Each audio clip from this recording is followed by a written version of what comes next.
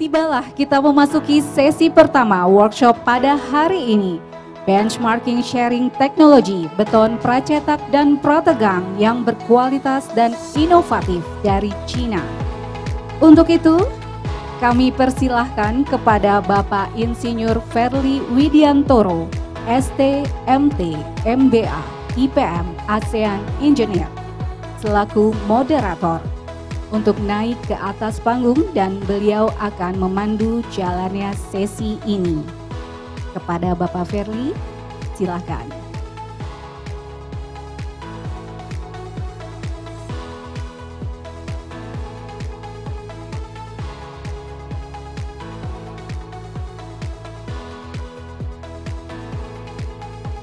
Sudah nyala, Pak?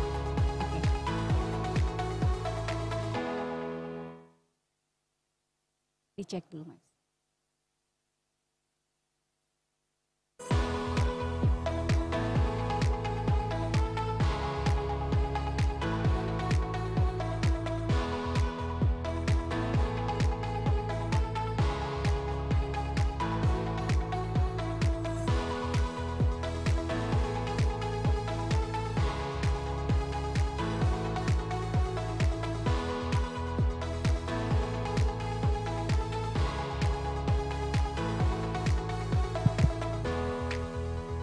Oke, baik, mohon maaf ada teknis sambil diberin ya. Bismillahirrahmanirrahim. Assalamualaikum warahmatullahi wabarakatuh.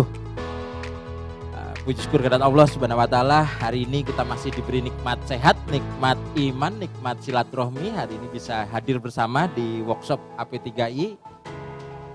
Tentunya yang saya hormati, saya cintai, saya banggakan mulai dari Ibu Ketua Umum Budila, kemudian Pak Sekjen, juga seluruh pengurus AP3I, juga tentunya semua hadirin yang hadir di sini. Hari ini kita akan masuk sesi 1. Tadi disampaikan di awal oleh Bu Ketum bahwa tema kita terkait ini adalah industri beton pracetak siap untuk mensupport proyek strategis nasional, tentunya dengan teknologi dan produk unggulan yang ramah lingkungan dan berkelanjutan. Nah, sejalan dengan itu sesi 1 ini nanti akan banyak membahas terkait itu. Pertama, kalau produk berkualitas kita tentu perlu benchmarking. Jadi nanti dibawakan oleh Pak Dudung, ini beliau akan membawakan benchmarking sharing teknologi pracetak dan prategang yang berkualitas dan inovatif dari China. Jadi teman-teman semua nanti akan banyak kita sharing knowledge, ternyata teknologi pracetak yang di China sudah sejauh apa, dan gimana gapnya ataupun kita sudah sejauh apa terkait itu. Kemudian yang kedua, nanti akan juga dibahas terkait aplikasi teknologi pre-stress ya, dari Bapak Bino dari OVM. Kemudian yang ketiga tadi dalam rangka untuk ramah lingkungan dan berkelanjutan juga akan disampaikan oleh standar industri hijau untuk industri beton pracetak oleh Bapak Rusman. Baik, pertama saya izin untuk memanggil ketiga narasumber ke atas. Yang pertama Bapak Insinyur Dudung Maulana. Silakan Pak, izin waktunya sambil aplaus ya untuk ke atas panggung. Kemudian pembicara kedua Bapak Benito Bino Kristiawan, STMSC dari PT OVM, silakan Bapak. Dan pembicara ketiga Bapak Rusman Nurtika, STMM, monggo silakan untuk hadir ke atas panggung. Sebelum masing-masing memaparkan, saya akan menyampaikan CV dari 3 narasumber kita. Pertama dari Pak Dudung, sahabat kami semua, Sekjen AP3I yang luar biasa. Beliau tentunya sudah malang melintang, banyak berkarya di PT Adikarya, tentunya terakhir beliau sebagai Direktur Engineering dan Penjualan di Adi Persada Beton. Kemudian juga saat ini beliau menjabat sebagai Direktur Teknik di PT Coal dan Mineral Transportation serta PT Mitra Bangun Pradana sebagai Direktur Utama. Beliau adalah lulusan S1 dari ITS, kemudian juga pernah menyampaikan bisnis manajemen program di Prasetya Mulia dan memiliki sertifikasi quality internal auditor di Yayasan Pendidikan Internal Auditor. Jadi memang cukup kompeten dan luar biasa sekali bidang, dan beliau akan nanti men-sharingkan ilmunya yang didapat saat benchmarking di Cina. Ya. Kemudian pembicara kedua kita ini adalah Pak Benito Bino Kristiawan. Beliau lulusan dari S1 Universitas Katolik Parahyangan, kemudian S2-nya di Teknik Universitas Dresden. Saat ini beliau bekerja di PT OVM dan juga banyak pengalaman strategisnya di conference dan lain-lain sudah banyak. Tentunya nanti beliau akan banyak berbicara tentang teknologi pre-stress ya teman-teman semua. Kemudian yang pembicara kita terakhir, sahabat saya juga Pak Rusman. Beliau banyak berkarir mulai di Wika Beton, kemudian di Waskita Beton Precast, kemudian tentunya saat ini beliau menjabat sebagai banyak jabatannya Pak Rusman, sampai bingung saya jabatannya. Oh, senior expert ya beliau ya, bilang gitu kan, saking expertnya, dan memang beliau sangat aktif terlibat dalam penyusunan standar industri hijau yang nantinya akan dipaparkan beliau ya. Beliau lulusan S1 dari Unhas dan juga mengenyam pendidikan di, ini kalau panjang banget memang agak susah bacanya Pak Rusman ya, gitu ya.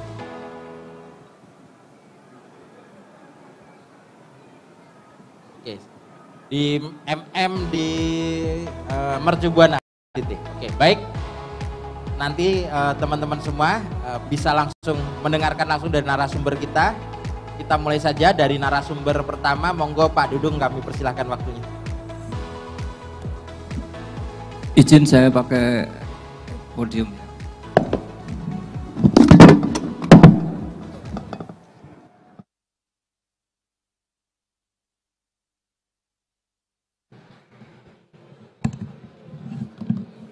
Ini caranya gimana? Oke.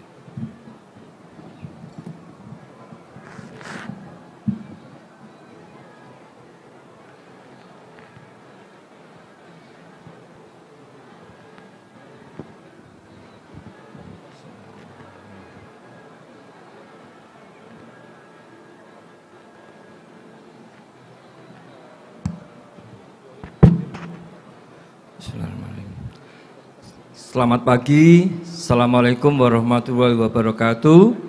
Salam sejahtera buat kita semua. Semoga hari ini kita mendapatkan ilmu, mendapatkan wawasan, pengalaman yang kita bisa pakai untuk aktivitas kita di perusahaan maupun nanti mendapatkan suatu pasar dengan cara kita coba belajar ke Cina ya. Izinkan saya menyampaikan tentang materi benchmarking sharing teknologi beton, pracetak dan prategang yang berkualitas dan inovatif. Jadi ada kata-kata kualitas dan inovatif ya. Jadi ini biasa dilakukan oleh mereka yang nanti coba kita benchmarking dengan yang di Indonesia. Kita bisa belajar dari langsung karena anggota AP3I itu OVM yang di Indonesia ya, yang dianu oleh Pak Ivan. Terima kasih Pak Ivan dan Pak Bino yang telah berpartisipasi untuk acara ini. Kemudian sharing juga, bahkan nanti kalau perlu kerjasama, kolaborasi untuk menangani proyek-proyek besar, mega ya.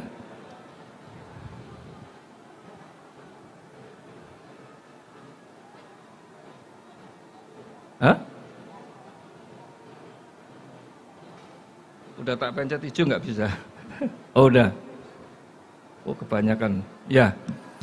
Pada acara hari ini kami akan menyampaikan ya di Cina pada saat kita diundang oleh Pamerindo ya. Terima kasih Pamerindo, kita diberi kesempatan untuk memperkenalkan produk-produk precast Indonesia dan produk-produk prestress Indonesia di World of Concrete Asia. Jadi di sana kebetulan saya yang mewakili dengan Pak Akbar dari APB, Bu Festi dari Wijaya Karya, dan Pak Purnomo dari Taruna Beton. Di dalam acara itu kami tentunya dilanjutkan setelah itu ke acara yang kedua tanggal 17 itu di Lizu. Lizu tempatnya OVM. Pertama kali masuk kota Lizu aja kita udah kaget ya. Naik pesawat biasanya kita mendarat itu dibuka jendelanya, tapi malah ditutup.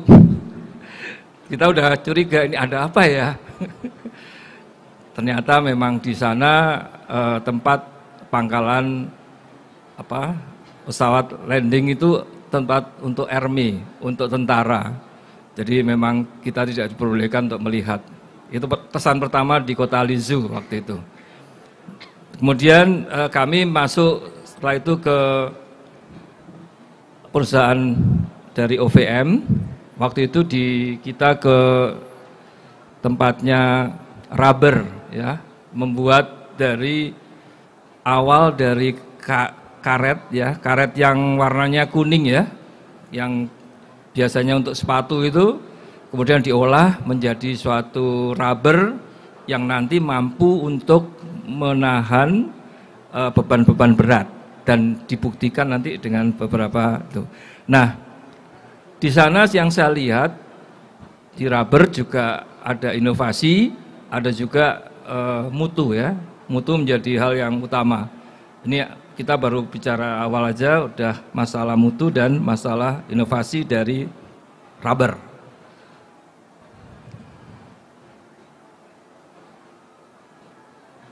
Nah, industrinya sendiri kalau kita bisa lihat di sini ada Lizu itu ada 4 ya. Jadi pertama kali dibentuk hanya sebagai produksi dari angkor ya. Angkor, kemudian shipping OVM, jadi dia lebih ke arah prestress. Tahun 1965 ya, 65. Kemudian setelah itu dia bikin ada industri kabelnya, dia bikin sendiri kabelnya itu. Kemudian bikin structural bearing industry, dan terakhir mereka mengembangkan ke service industry. Nah, service industry tadilah yang kita bisa ikut berpartisipasi, berkolaborasi. Di Indonesia sudah ada, yaitu dengan PT OVM Prestressing Teknologi Indonesia Company Ltd. Mereka juga membuka di Hong Kong, kemudian di India, kemudian yang terakhir di kita ya, Malaysia juga, kemudian kita. Nah, ini masing-masing di kota yang berbeda. Ini kantor pusatnya OVM, ada di Lizu. Yang di tengah itu, ini nggak bisa nunjuk ya. Yang hijau, oke. Jadi ini adalah direkturnya, kalau nggak salah namanya agak lupa saya, nanti Pak Bino sama Pak Ivan mungkin bisa menceritakan. Kemudian dari sebelah sini adalah AP3I, ini Pak Akbar, Pak Festi, Pak Purnomo, yang mewakili dari AP3I. Yang lainnya, ini Mr. Ivan, yang saya ingat Mr. Ivan, ini Pak Bino ya, yang bawa kita. Dan di sana kami diterima diskus. Jadi kita bisa menggali semua apa yang dipresentasikan waktu itu oleh Pak Ivan. Jadi tentang teknologi unggulan daripada OVM. Nanti saya akan ceritakan, tapi tidak bisa semuanya karena waktunya cuma 20-30 menit gitu. Ini di kantornya ya pada tanggal 17. Pertama kali waktu itu yang di kantor pusat itu juga kita dibawa ke pabrik untuk pembuatan baji dan untaian tendon ya. Dan tendonnya itu sampai ratusan bahkan sampai ribuan kalau nggak salah. Yang nanti dipakai untuk long bridge ya. jembatan-jembatan besar yang melintasi gunung dengan gunung gitu ya, terus selat dan sebagainya. Perusahaan ini mulai tahun 1996 ya, dan sekarang udah, saya nggak bisa menceritakan satu persatu, tapi sampai tahun 2025 ini salah satunya sudah buka di Indonesia tahun 2023 atau 24 ya, 24 ya. Ini pabrik karetnya untuk membuat rubbernya, untuk membuat rubber pad ya, untuk pondasi dari girder atau, dan yang digambar ini salah satu mesin yang cukup berat, ada 60.000 kilonewton ya. Ini terbesar, kita belum punya. Tapi di Indonesia sudah dibangun juga ya Pak Bino ya. Sekarang ada di kantornya OPM di Narogong ya, sekitar itu ya. Jadi Indonesia alhamdulillah sudah punya alat penguji untuk bearing pad ya, yang dibangun oleh OPM.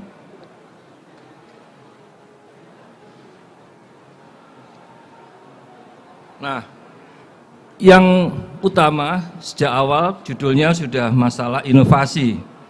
Jadi mereka itu sangat ekstensif ya, sangat cepat juga bekerja sama dengan industri, dengan akademisi.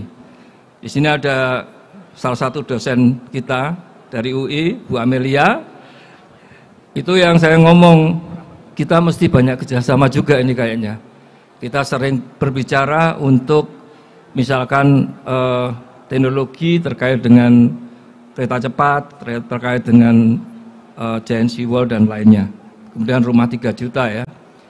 Masukan-masukan dari teman-teman akademisi ini sangat penting, kita bisa tiru.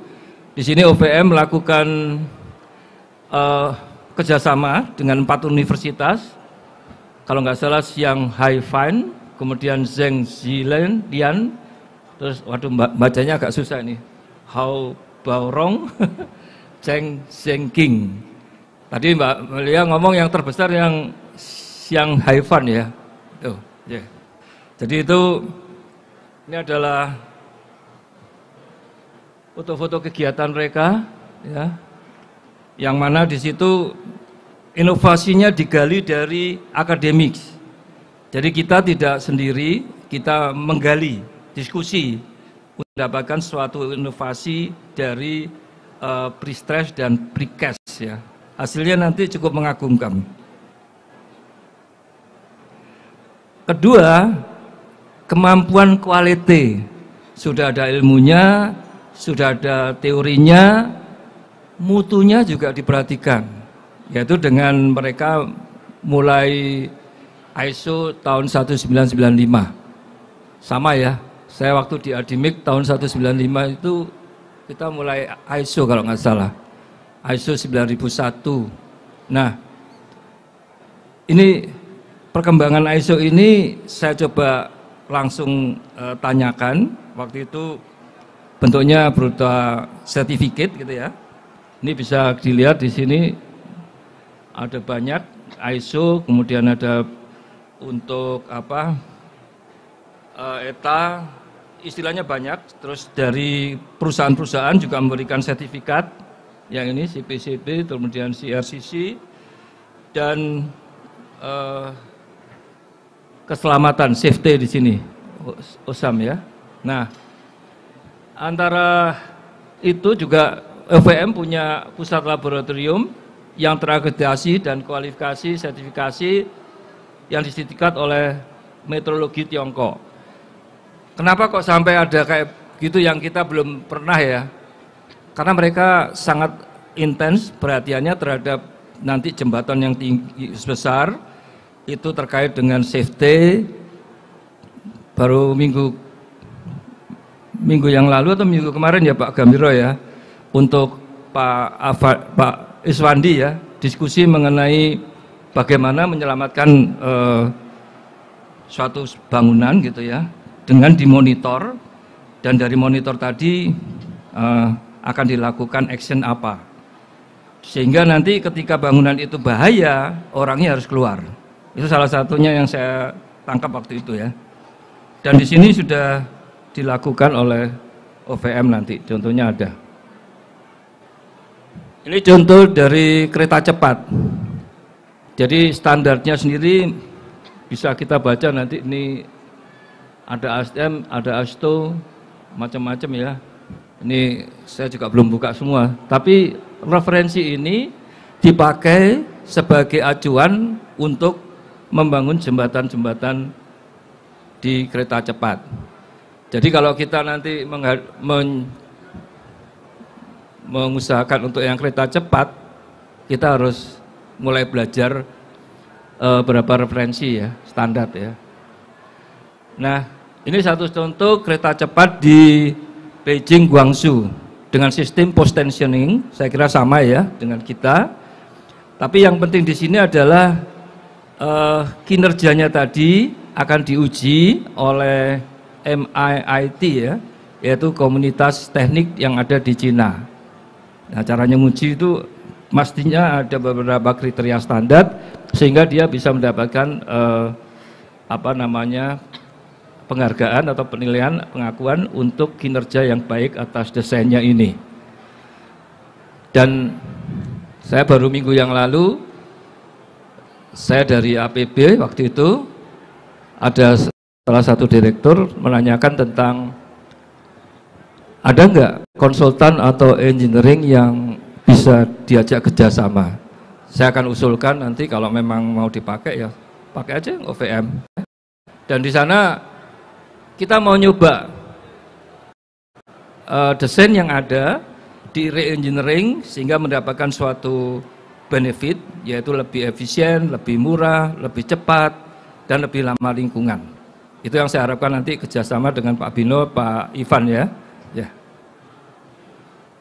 Untuk kereta cepat ya.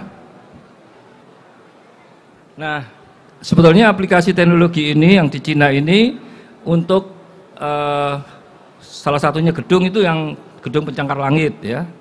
Kemudian untuk yang bangunan itu gimana dia memaksimalkan ruangan itu menjadi luas dengan cara memperkecil kolom gitu ya. Jadi space-nya juga lebih besar, tapi dia menggantikan dengan sistem prategang. Kemudian yang kedua,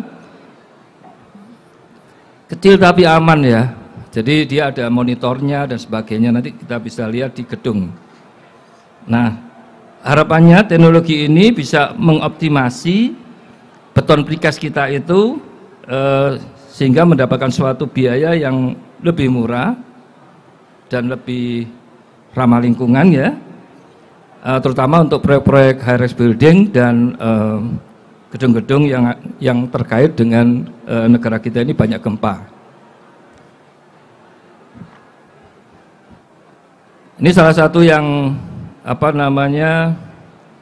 ada direncanakan di rumah sakit medis di Yunnan Jiangxi tahun 2021. Di sini ada sistem di atas ini untuk memonitor untuk vibrationnya kontrol ya.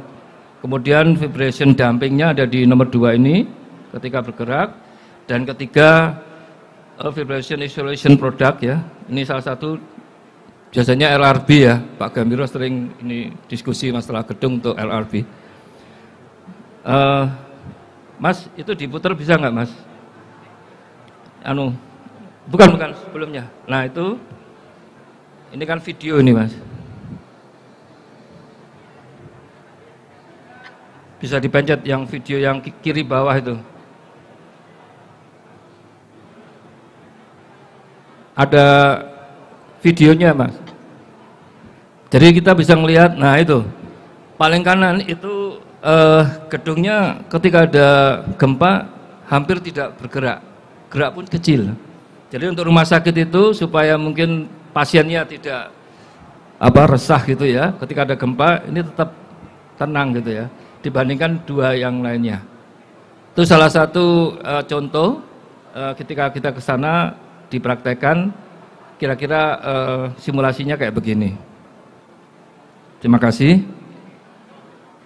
Nah, setelah itu ada untuk bangunan nuklir. Di kita memang belum ada, tetapi kita siapkan. Suatu saat pemerintah akan mencari suatu alternatif energi selain wind, kemudian matahari ya. Nuklir juga pasti direncanakan juga. Nah, ini bangunannya. Di sini bangunan ini didesain dengan standar yang ada di atas itu, ya. Kemudian ada tendon berisi 55 untai, terus kompatibel dengan peralatan steering. Jadi mereka membuat alat stressingnya sendiri di bagian services tadi yang keempat di bawah. Jadi karena mereka ingin mengamankan, mereka buat alatnya, ngetes, dan kemudian untuk kinerjanya ya, dengan suatu penjangkaran dan beban yang berat ya, yang luar biasa berat. Dan di sini terkait dengan suhunya suhu panas. Terus saya tadi tanya sama Mas Bino, ada nggak yang suhu dingin? Ada juga. Bagaimana menangani suatu construction suhu panas dan bagaimana menangani suatu construction suhu dingin. Ini di pembangkit listrik tenaga nuklir Taiping Ling Wushu Guangdong tahun 2022. Ini tahap 1. Nah, untuk long bridge saya kira sudah sering ada di YouTube ya. Udah gunung dengan gunung panjangnya 500 meter, 5 kilo, sorry. Itu membutuhkan suatu kualitas beton yang tinggi. Mungkin untuk pengurangan perawatan beton pada masa yang akan datang. Itu salah satunya mereka juga ada memonitor jembatan juga. Nah, ini contohnya yang di jembatan panjang, saya ambil satu aja, banyak sekali. Salah satu adalah Tongling Railway Highway Bridge di Yangtze River tahun 2015. Bentang utamanya di sini 630 meter.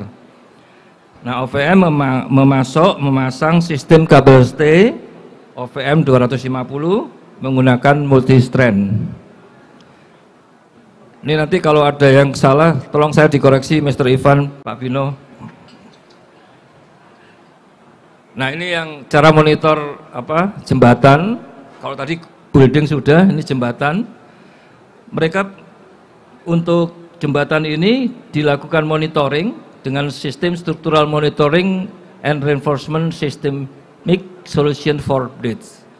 Jadi dia pertama kali harus tahu dulu dengan smart sensornya, kemudian objek strukturnya itu dilihat bagaimana kondisinya ketika ada gempa gitu ya.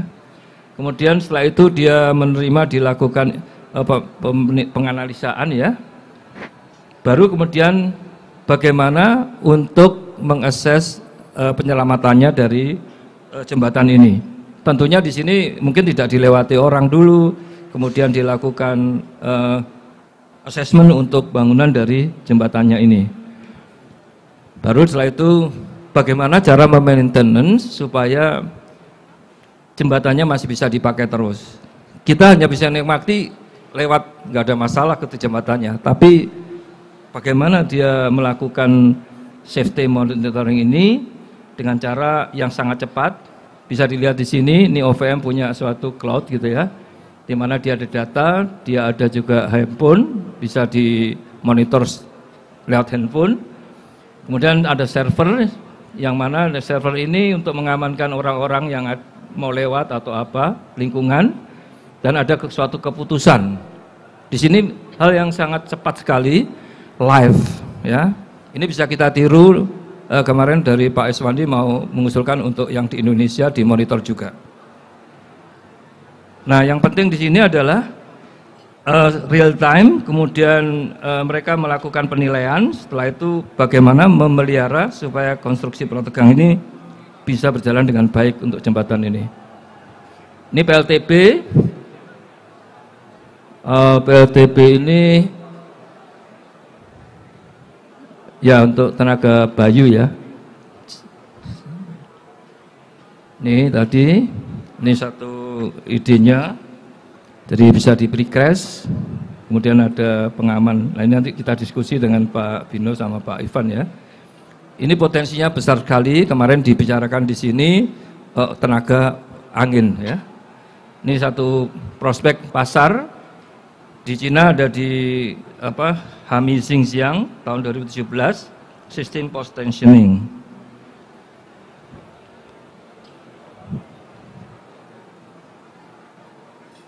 Nah, kebutuhan di Indonesia apa?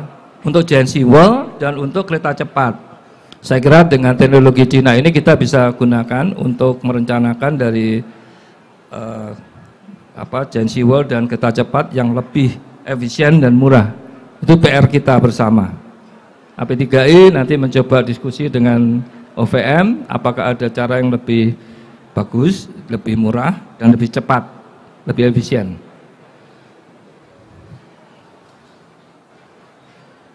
Ya, manfaatnya ini pasti peningkatan kualitas, kemudian penghematan waktu, biaya efisien, dan keberlanjutan. Nah, keberlanjutan itu misalnya menggunakan beton ramah lingkungan dan sebagainya. Nanti akan dibahas di tempatnya Pak Usman ya, untuk SIH itu, ramah lingkungan. Nah, kesimpulan atau harapannya teknologi beton pracetak ini untuk mempercepat pembangunan proyek infrastruktur di Indonesia, kemudian diharapkan ada kerjasama antara pengusaha, akademisi, pemerintah, dan berkolaborasi untuk mengadopsi dan mengembangkan teknologi. Harapannya dengan aplikasi teknologi ini semakin mempercepat pembangunan dan meningkatkan daya saing infrastruktur nasional. Terima kasih. Ini foto ketika kita memberikan suatu paket untuk OVM dan mereka diterima. Yang mana ini sebelah kiri ini masih muda-muda ya. Ini udah punya pengalaman untuk mendesain. Saya namanya kurang lupa, ini masih muda-muda ya. Ini Mr. Ivan, ini bosnya kalau nggak salah. Ini dari AP3I. Terima kasih. Wassalamualaikum warahmatullahi wabarakatuh. Oke, baik, aplaus buat Pak Dudung ya, teman-teman semua ya. Semoga nanti tadi yang disampaikan bisa memberi wahana baru buat perkembangan teknologi pre-stress di Indonesia. Baik.